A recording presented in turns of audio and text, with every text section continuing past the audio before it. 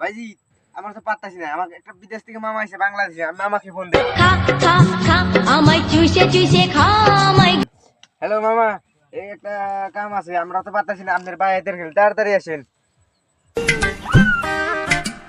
এলাকার ভাগনারা তো ফোন দিল, তা ভাগনাদের কাজটা করে দিয়ে আসবো। এ সি সি সি, এলাকায় এত নোংরা, এত নোংরা। আমার একটা জুতার দাম $15। আমি এই জুতাগুলো বিদেশ থেকে আনছি, নোংরা করবো নাকি জুতাগুলো? এত কষ্টের জুতা কামাই করছি।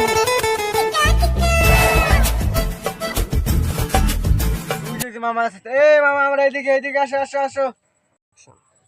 ভাগনা তোমরা তাহলে আসছো? ভাগনা ঠিক আছে। মামা আপনার জুতা ওই জায়গায়, আপনার জুতা তো পায়ে থাকার দরকার। মামা তাহলে আঙ্গুর গাছটা ফালা দিয়ে যান।